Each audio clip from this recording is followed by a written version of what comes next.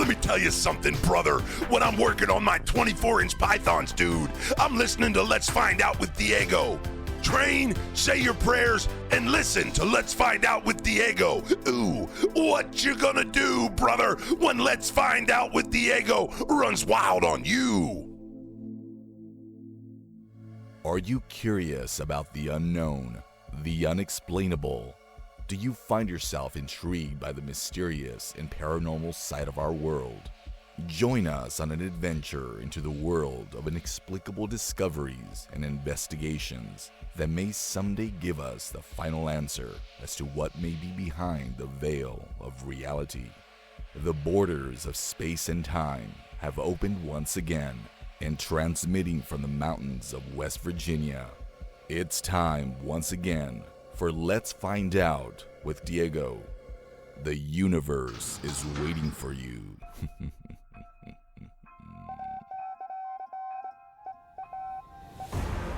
The borders of space and time have opened once again and transmitting from the mountains of West Virginia. It's another episode of Let's Find Out with Diego. Thank you for taking this journey with me on this episode of Let's Find Out. Get ready to dive into the amazing world of urban legends. Joining us is the founder of Ohio Urban Legends to guide us in uncovering the mysterious and haunted tales from various corners of the state. With a booming YouTube channel, they're investigating these locations, the history and stories behind each legend. Get ready for all things eerie and unsettling that Ohio has to offer. All this plus more. Please welcome back to Let's Find Out our good friends from Ohio Urban Legends, Josh, Brent. Good to see you guys again. I haven't seen you, Josh. It's been a very long time. I believe since episode 5, believe it or not. Yeah, thank you again for having us on. Episode 5, it was a long time ago, and appreciate you reaching out and doing this again with you. Absolutely, because as I was scrolling through the YouTube channel again, I was watching some of the videos again, rediscovering the channel again, and one of the things I'm going to give you full 100% credit for, and I've been into paranormal most of my life and interest in cryptids and UFOlogy and whatever in between.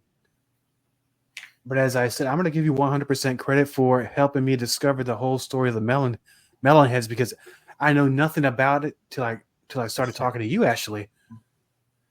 Yeah, so the Melonheads is, one of Ohio's probably most popular. It's probably easily top 3 urban legends. And just a quick story, it's there's an area called Kirtland Hills, Mentor, Ohio, where the story is that a doctor or the government was working, doing experiments on children at a possible orphanage, and they were injecting chemicals in the kids' heads, and the kids' heads swole up. They glue in the dark at night, and the kids would be roaming around the forest and the cemetery looking for food, but all would ultimately go back to Dr. Crow's house. And it was something I never even knew it was there. Again, my friend, when we were driving out there, when we were, in our early 20s, she goes, "Hey, did you ever hear of the Melonheads?" And I was like, "No." And she told me the story, and it just from there really just kind of clicked with diving further into the urban legend stuff. So. Hey, with that, but these creatures, I hate to call them creatures, these melonheads, these kids, these are not the same ones that people mistake for black-eyed children, were they? No, a little bit different. The Melonheads do, I think some of the Melonhead stuff does trickle up into Michigan and other areas. There's other parts of where Melonhead children could be, but I think it's mainly based out of Ohio. Yeah, and with that story as being told on the channel, an added bonus of animation to it, correct? Yeah, so my friend Brent, who's on here, he's the one that helped. Brent and I go way back. We worked together a long time ago. We've been friends for a long time. He's really, really great at doing art and animation, and I asked him to help create the logo for Ohio Urban Legends. He's created the logo for my Loveland Frog shirt. He did animation for my Werewolf of Defiance and created the design for that. He created my design for our Orange Eyes shirt. Yeah, that Brent is actually wearing right now. I know people won't be able to see it, but I reached out to him for the melon heads, and he came up with this just absolutely amazing animation for that video. We have over 40,000 views on TikTok on that video. Amazing. And it's really just me talking over his animation. And what's really cool was, before we came on the podcast, you're saying it's just going to take someone to discover you. And a local movie maker in Ohio reached out to us, and they're making a movie called The Melonhead's House of Crow, and asked if they could use my footage, parts of me speaking, and then Brent's animation to put in the movie. So we said absolutely, and the movie was in the theaters locally here in Ohio, and we have IMDb credits for being in the movie, and we couldn't have been happier with how the YouTube video turned out, and of course Brent's animation. And we have Melonhead shirts that match some of the animation that he created. Now, Brent, let me ask you this question, because it's one of those things that I was talking about earlier before we started, where a lot of these things that I learned from Josh. Did you know anything about the Melonheads before you even met Josh? Well, I've heard things. Oh, before that, thanks again for bringing me on. This is a cool thing. My first podcast ever, so thank you. Yeah, you know what? I've heard rumblings about it. I never knew the details of the folklore. I've heard some of the other Ohio urban legends, and I've just not really familiar with it. But obviously with partnering up with Josh, I definitely heard all the legends and filled me in with the details of the Melonheads, and super creepy tale. And the fact that it happened, well, supposedly, this is a legend, but here in our home state was pretty eerie, because I remember going with him to visit that location. I think that was it in Kirtland. Was that the one we went to? Yeah. Yeah, it was pretty creepy. We're just kind of doing some B-roll filming and just to kind of get the lay of the land. But yeah, no, this was a really fun project to work on.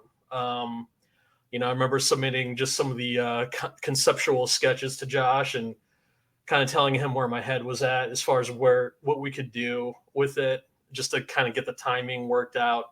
And yeah, it turned out great. Obviously being a creative person, I always want to continue to tweak things and refine it to such an extent, but there's a point where you just have to move forward, and it's like, no, it's good. Let's just push it ahead.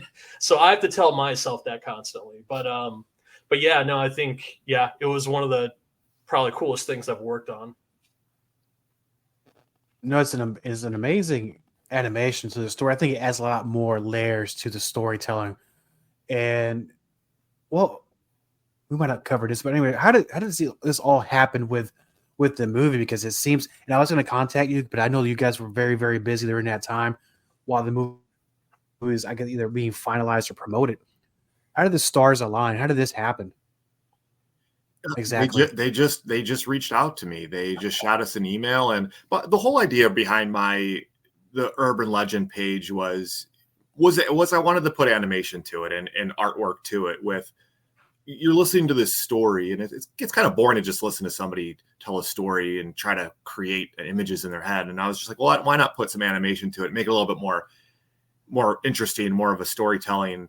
Instead of just seeing my ugly face on camera, they could see cool animation of what's happening, and just kind of make the video a little bit more interesting. But the director writer lives on the east side of Ohio, and he has a ton of movies that he's made and produced and written and directed. And he just shot us an email and said, "Hey, we saw your video. We really liked it. Would you guys, you okay if we use some of it and be invited to the premiere and even have a booth?" We had a booth set up at one of the showings, and it's just really how it worked out. We just kept putting enough good content out there, and someone saw it and wanted to use some of our footage. So we couldn't have been happier with it. And I think consistency is key. I mean, Josh has been really good at just pumping, out content on a regular basis. And I think if you have gaps between when you release stuff, I mean, people are going to forget it. So you kind of have to stay out there, and continue a continuous stream of, quality content. And that's hard to do, but yeah, I think that has a lot to do with it too. I mean, Josh, he just really enjoys like doing this stuff, and it shows, and I feel bad. Like I want to help Josh out more. Once I get to a spot where I'm like kind of settled, I really want to put the pedal to the metal and start contributing. But yeah, I mean, consistency is definitely key. Very true, because touching on what you just said, consistency, Josh has been putting out videos for a very long time now. When I first met, I believe there might have been maybe 300 subscribers to your YouTube channel. Now you're well over 1,000. So you're catching fire. You're putting out a lot of great content, because there's no shortage of urban legends in Ohio at all. And I'm going to tell you a quick story. It's really funny. When I lived in Ohio, it's somewhere in Middletown or around the Middletown area. Friends of us, we went out one late night. There was a story of a road that was supposedly lived occult members or Satanists or some sorts. And I guess it got overblown by that point. It sounds awful, really. We went to this place called Weir Road, and there was nothing on that road. Our goal was to get to that road, steal the road sign, and, and get out of Dodge. Well, it didn't work out so great for us. So when we went out to that road, there was only one house there. And it was like this, the perfect road where a movie would have a scene where somebody would get abducted by an alien. It was just that remote. And it had that eerie feeling. So we got to that pole where the sign was, and we're about to start unscrewing that. And then all of a sudden you saw the house, the light went on in the porch. And then somebody started driving out the driveway. Now, they could have just been going to the grocery store or doing something, but we were so scared. It was like, oh my God, they're going to kill us. And they're going to kidnap us and do these things. So we left. But that's my Ohio semi-urban legend story I have experienced. But it was ridiculous. We were 15, 16. We don't know anything anyway. But yeah. With Ohio, I love living there. Great folks. And what is it about Ohio that has all these legends? Because each state has pretty much their own prime cryptid or ghost. So what is it about these locations? And well, let me go back. How do these stories get started? Because they circulate, it starts somewhere, and then it just getting bigger and bigger, and then it just becomes kind of like the state thing or the city thing. Yeah. It's I at one point when we first started out, I was a little nervous that I would run out of content. How many urban legends could there possibly be in Ohio? And I could probably be doing this channel for the next 5 or 6 years and not run out of content. There's just that much. Actually, for one of the premieres of the Melonhead House of Crows, the movie, they asked me if I could make a video that they would show before the movie began. And I thought, what better video could I make than just actually explaining what an urban legend is? And so I talk about what an urban legend is, and I go over Ohio's, most popular ones. And I always tell my kids, before internet and cell phones and whatever, you would have nothing better to do, 40, 50, 60, 70 years ago than go play in a cemetery or go play down a very creepy looking road. And, you'd go make up stories, or you'd maybe hear of some crazy witch lady or something like that. And when your friends would go to visit you, you would tell them these stories. Oh, let's go over in the cemetery. It's haunted by this witch. And then when those friends would leave to go back to their town, maybe 2 towns over, they would tell this story. Oh, if you go in the cemetery, there's this witch, and the stories would just grow and grow and grow into these things. And that's how I originally heard of like the Witch's Ball, which is in Medina, I grew up in Berea. So Medina was a couple towns down from us, which was maybe, a half hour away. But back when you didn't have a car, a half hour away might as well have been 2 states over. It just felt like you were an eternity away. And you would hear about this Witch's Ball that would heat. It would be hot to the touch or cold to the touch, or you would maybe see an eyeball glowing in it. And the witch is also haunting the cemetery. So you got to be careful. And, you just hear these legends, and especially around Halloween, it would just grow, and you'd want to go out there when you got your license and you had nothing else to do.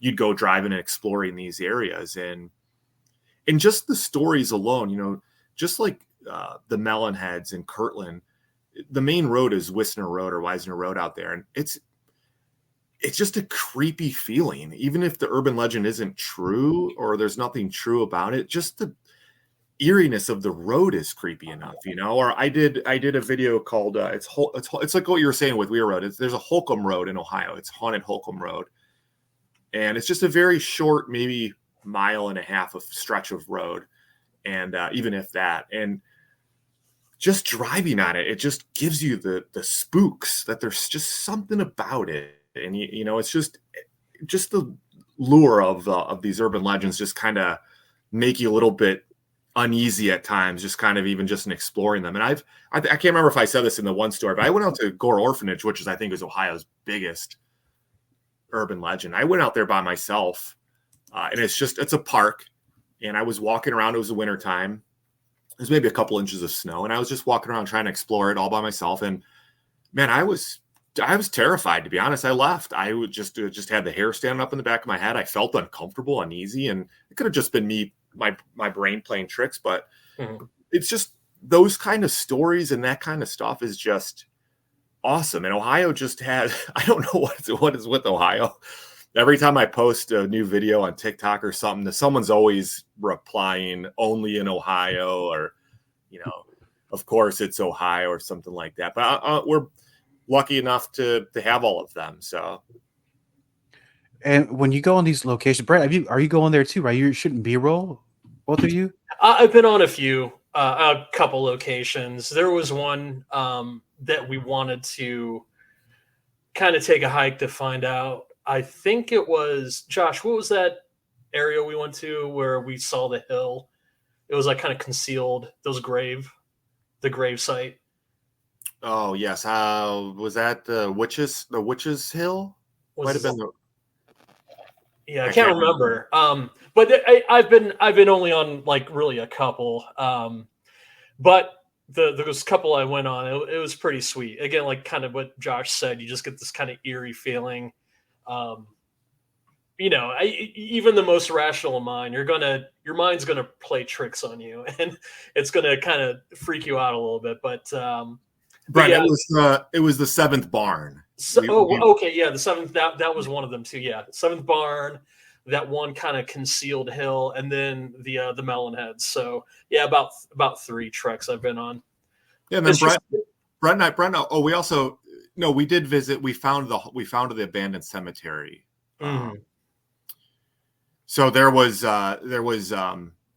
just random coordinates of where this abandoned cemetery was, and we really didn't know where it exactly was. It was just across the street from wherever, and we took a group of friends, and we were literally for at least a good maybe hour and a half just walking randomly trying to find this location. And we were walking through pricker bushes, and Brent was probably 75 yards away from me. He's like, I found it. And we all ran over to him, and there was an abandoned little cemetery in the woods. And it was the coolest thing, and I put spoilers in my channel saying, hey, if you want to go explore and find this stuff, stop the video now and go explore it, because it is fun to find things on your own.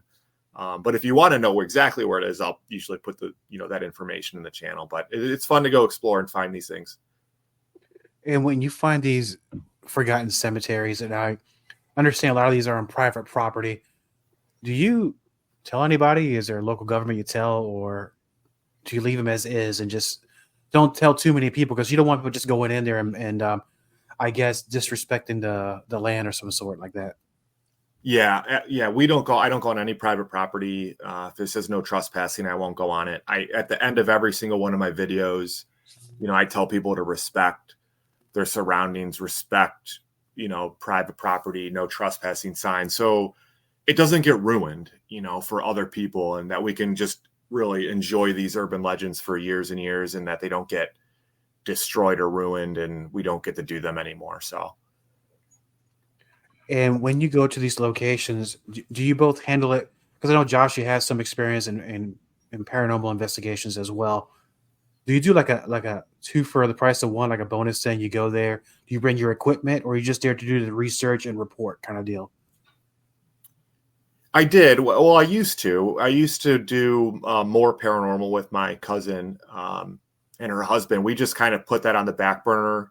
I just was doing more of my own stuff with Ohio Urban Legends. So I would bring my paranormal equipment with us and try to do both. But I'm just mainly focused on doing the video, exploring around a little bit, and then leaving. Yeah, I mean, I guess that'd be the best thing. So when how do you go about choosing locations? And the second part of the question is when you find a location, do the research, and you do your video, how do you send your vision to Brent when he goes and does the animation? What are you looking for? What is the assignment? Yeah, so I'll usually just if I already know what the urban legend is, I'll just start Googling it and researching it. And I try to find an urban legend that I think would be obviously extremely interesting. And then again, something I think animation would be really well fit with. And then I have to, what's crazy about the urban legends is I have to probably Google search probably 50 different websites trying to find the main gist of the story. And I just won't go to one website and take everything they have written down. I have a bunch of books that talk about all of urban legends and ghost stories, and I'll go to different websites and I'll try to either say, hey, there's different versions of this story. It's just not one. And I'll even try to give the main version or a couple different versions of what I've heard. And it's just trying to verify as much as I can. If I have multiple sources that it's there, then it's a viable urban legend. I'll even watch other content creators' videos, just see what they've done on them. And then for like the Melonheads, Brett and I have done, so we've worked together so much. It's so easy to just send him, say, hey, here, we'll brainstorm. I'll call him. Hey, what do you think about this? What about that? What if here's what I'm looking for. And Brent's just good enough to pick that up and just create. He's just so good at that. I don't really have to say, that's not really what I'm looking for here. Or no, you missed the ball entirely. It's just, he'll send me the video and I'll just call him out and be like, oh my God, that's amazing. Like, let's roll with that. Let's put that on a shirt, and Brent, I don't know if you want to explain how you handle that, what I send you, if it's good enough or whatnot, but. Yeah. I mean, I feel like for me, I wouldn't say like, it's just such an easy thing to visualize.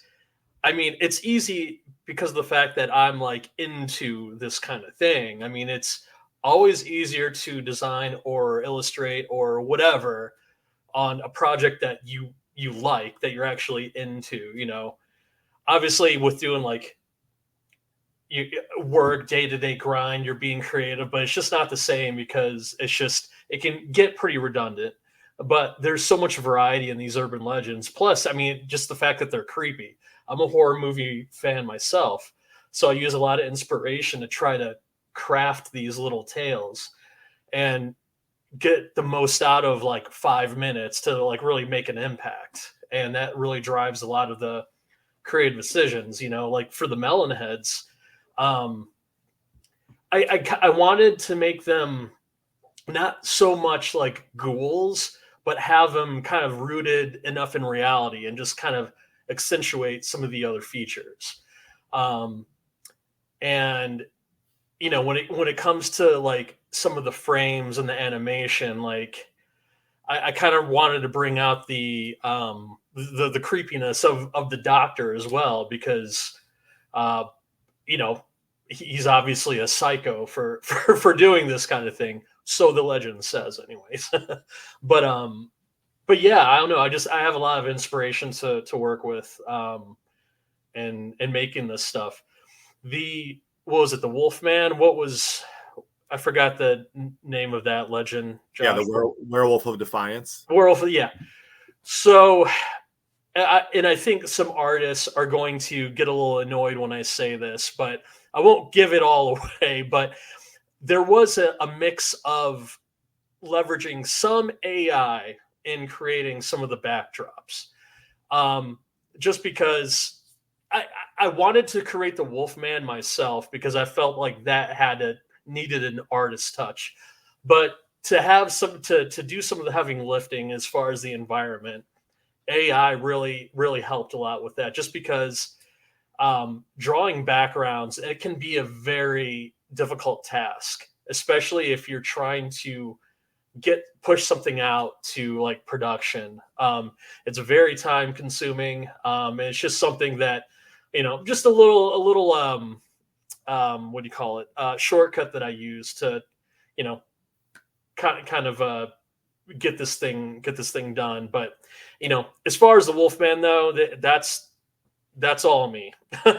So, yeah, I mean, it's just a combination of trying to balance, quality with, efficiency, and like really getting something done for the sake of, let's just get it out there kind of thing. And I wouldn't worry too much about the AI thing. I think we live in a world now where a lot of people are starting to use it and get more accustomed to it. Once they learn how to use it, not be so scared of it. But Yeah. technically, the drawing is yours, the vision is yours.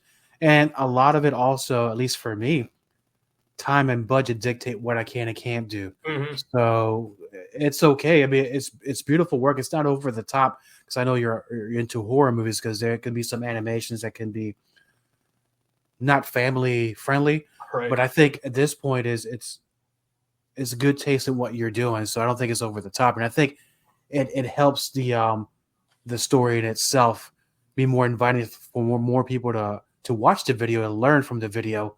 Definitely. And with these urban legends, I know every state has very similar things. It could be every state has a bridge, as one of the videos you talked about, Josh, not long ago. Every state has their own version of a Bigfoot. They call it something different. It could be a skunk ape, grass man, or whatever you want to call it, whatever flavor you want to call it. But what does Ohio have that are lesser known legends or cryptids that, we may want to learn more about? Yeah, I mean, we have a ton of haunted roads. I know everyone has haunted roads. We have one of the coolest ones. I think it's a little unknown. It's the Bloody Horseshoe. There's a story of, I think it was a married couple. Something happened. I'm going to do a video of this one, so I don't want to give too much away. But there was something going on with this couple. There's all kinds of fighting going on and whatnot, and something with this horse, and the horse had a bloody horseshoe. He kicked the tombstone, and it left a perfect blood horseshoe on the tombstone, and it's still there. You can actually still see it. I'm going to go visit it and do a video on that one. I think that's one of the lesser known ones. We have another one I'm going to be working on is the ghost of Abraham Lincoln's train. And there's a town called Urbana, Ohio, where I believe it's every April 29th. Paranormal investigators get together and they go watch to see if this ghost train of Abraham Lincoln will drive through Urbana, Ohio, and try to capture any kind of paranormal activity there.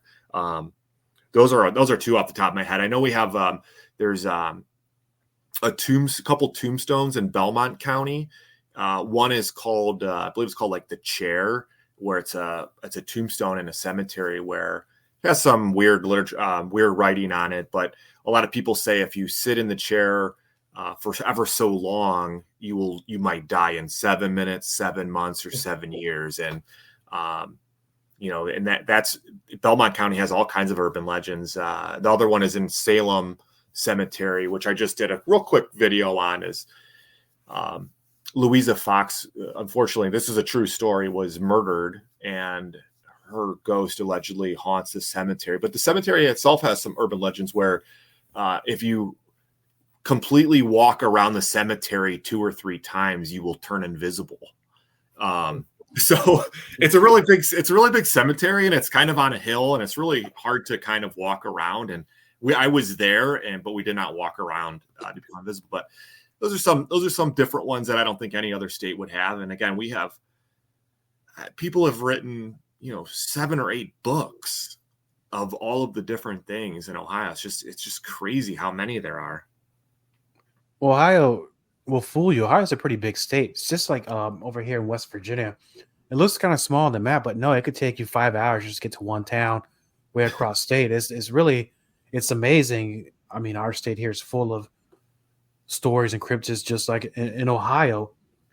You know, I've been on site on every single one. I'll go to the actual location. I think one we couldn't film. We were there on location, but we couldn't film there because it was so windy. We ended up recording, but I couldn't use any of the footage because it was just so windy out. And our camera kept falling over too. So we ended up recording that one at home. But some of these locations, like you said, I live around the Cleveland area. So for me to go down to, like, I want to do the Moonville Tunnel, which a lot of people have done that one, but I'll try to tie it in with some other stuff. That's 4 hours for me to go down there. So, or when I did Loveland Frog, it took me, 2.5, 3 hours to get down there, do the video, and then turn around and come back home. So, I try to plot those out if I'm going to go somewhere really far, and maybe either stay the night or, and again, my kids, when we did Crybaby Bridges, we went out to Salem, Ohio. It took us about 2 hours to get out there, but we made a day out of it. We went out there, we did the video, we toured the downtown area, we spent money there, and we spent the night there, and we ended up making it a little getaway. And I would have never in a million years been to Salem, Ohio, other than doing these urban legends. So it's really cool to go through the state and see just different nooks and crannies of something I would have never in a million years went to go see. So it's kind of cool.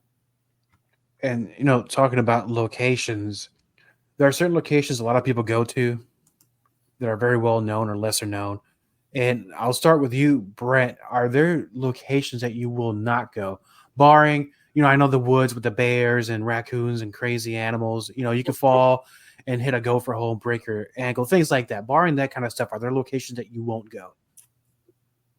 I mean, not really. I'm up for an adventure, so I'm just kind of like a bring it on kind of attitude. I mean, I haven't been to many locations. Again, I'm more of the,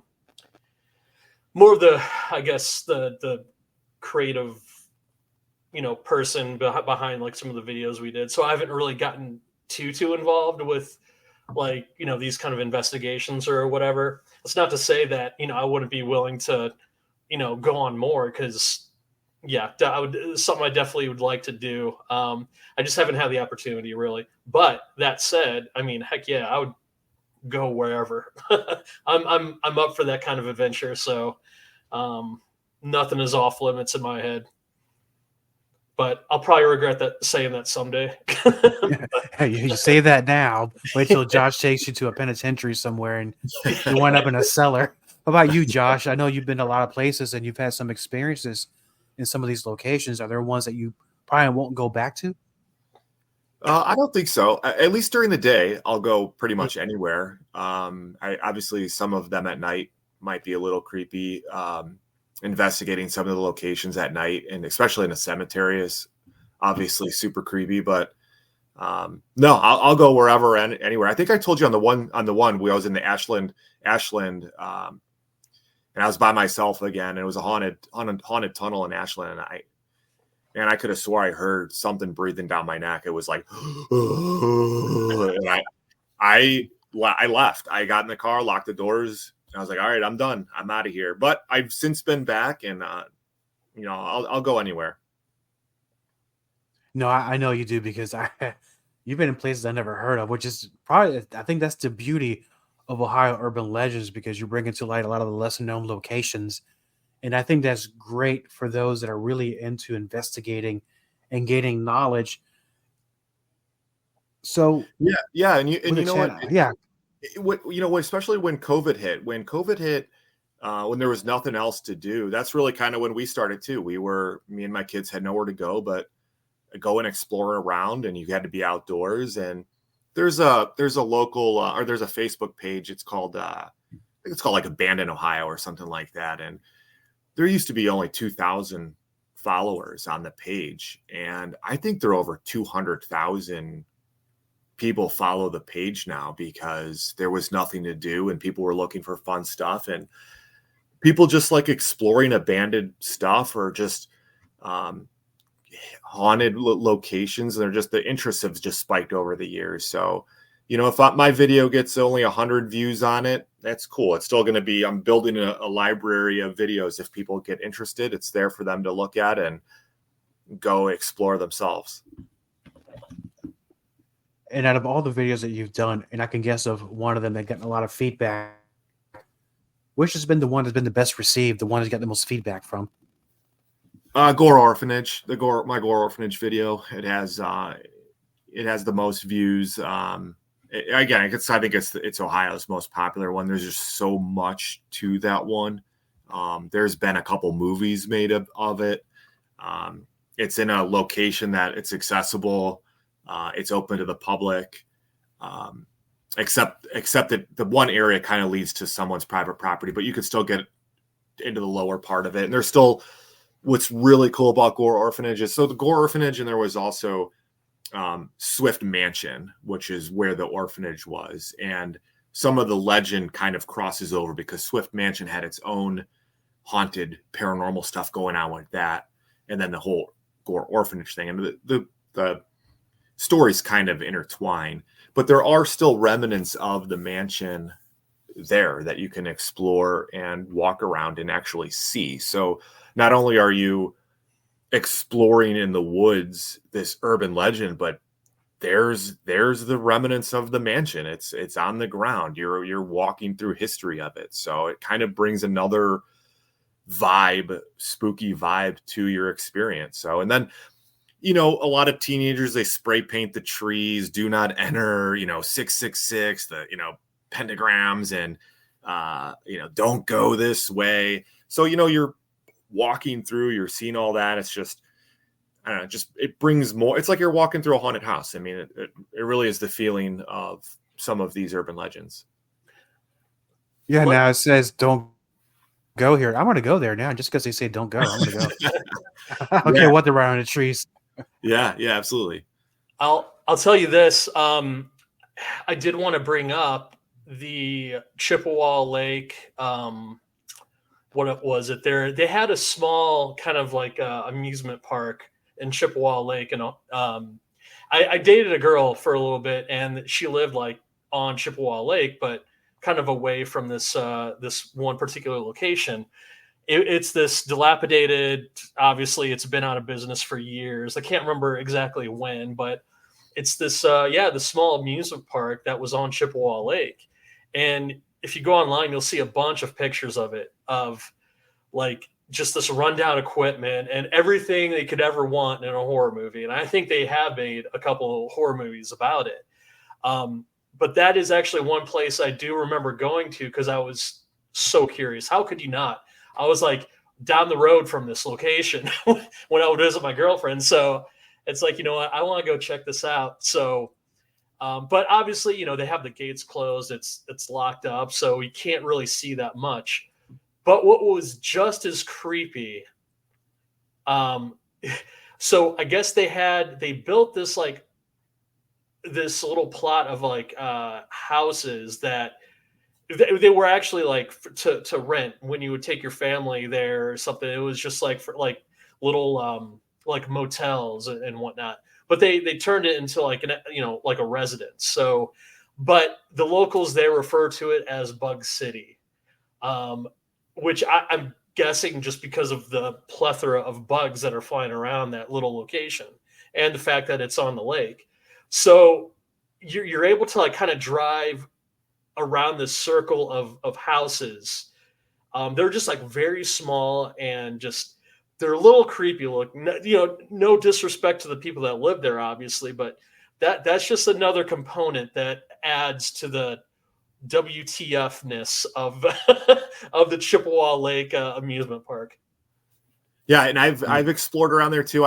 There's some pictures of it on if you go to More Paranormal on Instagram, we have pictures of, there's the old Ferris wheel is still up, and a couple rides. Some of the railing is still up of the rides. There's actually a couple of the, what was that? The buggy, the bug ride. I can't think of what the name was, but they have some of those. Some of those are still actually there in the woods. And unfortunately, they're going to be tearing all that down and putting up think a housing development is going to go into that area, but yeah, very, very cool. And that's actually also supposed to be a haunted area too. So we did take paranormal equipment with us, but we were in there during the day. We didn't get too much activity. Well, I mean, if it was haunted back then, just imagine now the homes are going to build on it. More people will be making some house calls. Say, I hear you got something that needs to be taken out of your home. No, I mean, a perfect recipe for a horror movie, of course. With a lot of these stories, a lot of them can be fun. A lot of them can be terrifying. Most of them start with a kernel of truth and grows to be something bigger, as I said earlier on the show. But a lot of these are actually based on real deal things that happened. They're very disturbing. So I'll start with you, Josh. Out of all the urban legends, the stories that you've talked about and probably researched on your own, you haven't had a video on it quite yet. Which ones of them sticks out to you the most as far as being one of the more disturbing ones? One of the more disturbing ones. Let's see. Well, Lake Hope Iron Furnace is a little disturbing because allegedly a man fell into this burning furnace and died, and his body is haunting. He's haunting the area. That one's pretty creepy. The Louisa Fox one, though, I think I just did this one, is probably the creepiest because it is based on a true horror story. Her fiance, or who she was engaged, actually murdered her. And it's a really terrible story about how he did it and how he allegedly murdered other people.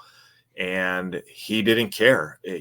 Before he was dying, he was just like, he didn't care. And he said he was going to murder more. And there's her gravesite, which I've been to in the Salem Cemetery. And then there's the location where she was actually murdered. There's a marker there for her. And that to me, urban legends are, to me, supposed to be fun and where you can go explore these areas. But when they get a little, when they have a real truth to them, that's when they can get a little creepy and, a little too real sometimes. So, and these are, with Louisa Fox, this was a real person. And, I try to take some of that stuff seriously, where I'm not making fun of her. I'm not saying, oh, go desecrate on this area or go make fun, but still be respectful of that. This was a real person who really died and by this evil person. And, but there are urban legends tied to that one. So. And how about you, Brandon? Which ones have you heard that kind of sticks out the most to you? I'd have to say, and I don't know the details too well, but I would have to say Crybaby Bridge, just because of, I think the mind tricks it can play on you when you get to that location. Hearing the wailing cries of babies at at a certain time during the night, you'll hear it. I think that one's pretty messed up from what I remember, but that, and yeah, I'd say the Melonheads is probably, I don't know, that it holds a special place in my heart. But yeah, I'd say those two are up there for sure. Yeah, I'm with you with the Melonheads part, my friend. So now that we're getting close to the end of the show, and I don't want to escape without asking you, and yet again, I know it was mentioned earlier. So what's coming next, gentlemen? Because I know plenty of things have been filmed and the animation has to be created for it. What's coming next on Ohio Urban Legends on your channel? So we have, obviously, I probably have another 5 videos that we're thinking of doing. I mentioned the Ghost of Lincoln's Train. There's a really big location in Cuyahoga National Valley Park. It used to be called Helltown. A lot of it's been debunked. There's been a lot of videos on it on YouTube, but I think for my channel, I'm going to investigate some of those stories. There's Helltown is the entire story, and then there's a bunch of little sub stories that are in there. The Bloody Horseshoe, and then Brett and I have toyed around with maybe making some short movies that are centered around some of the urban legends. So we've tried to think of how we can do that creatively. Interestingly, can we come up with a 10-minute, 15-minute, 20-minute video with actors probably be me and Brent, some of our friends, badly acting. But, can we come up with something that would be interesting? And the video would be urban legend tied in with the urban legend. So, is the Loveland Frogman, like, I'll go on a killing spree or something, and then we're investigating the murders, or, we're just toying around with some ideas of putting some fresh content in that's different from what we've normally been doing, but putting more content together and making a different dynamic to our YouTube channel. And it all sounds awesome. I can't wait for it to finally come out. And I know you guys do amazing work. And for our friends and listeners of Let's Find Out that want to know more about what you guys do, where can they find out more, where to subscribe, where to see the videos, and what you're going to do next? Yeah, I'll start, and then Brent, you could share your information. We're, how Urban Legends, we're on YouTube. People, hopefully they can like and subscribe to our channel to get new content. We're also on all social media, so Facebook, Instagram. I have a TikTok page where I put some content up. I'm lucky enough that I have my friend. He owns Cowden Leather. He does leather supplies. He's going to help promote our page. He's going to help me out financially if we needed doing some other stuff. So kind of want to give him a shout out. And we're just all through all the social media channels. And Brent, you want to share your info?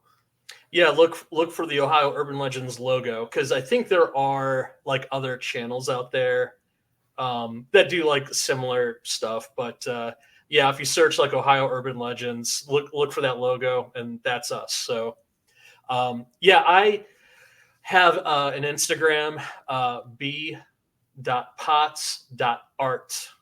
and that's my Instagram handle.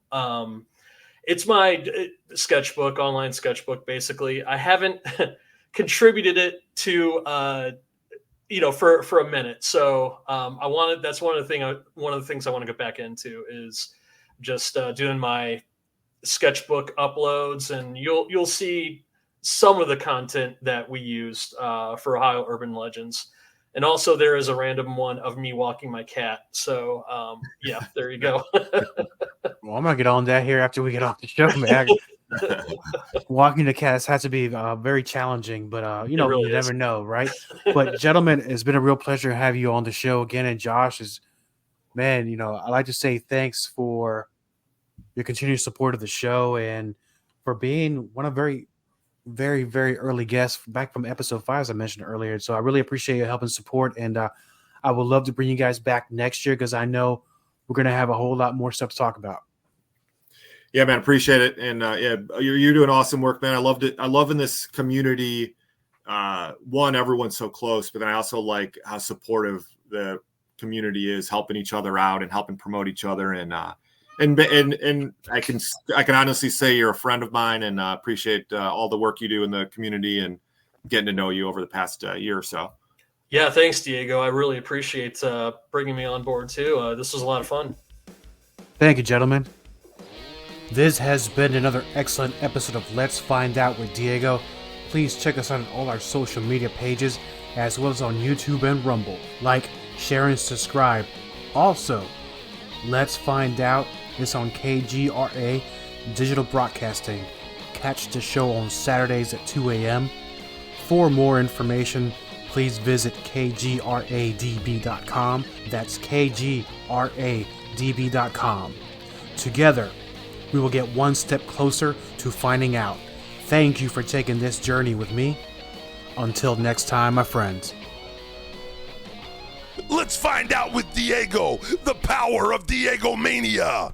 All content for Let's Find Out is property of co-host Diego and is served directly from our servers with no modification, redirects, or rehosting. All celebrity impersonators are paid performers. The impersonated celebrities do not endorse or promote any views or opinions expressed by our guests, co-host Diego, or Let's Find Out. The information shared on Let's Find Out is provided on an as-is basis, with no guarantees of completeness, accuracy, usefulness, or timeliness.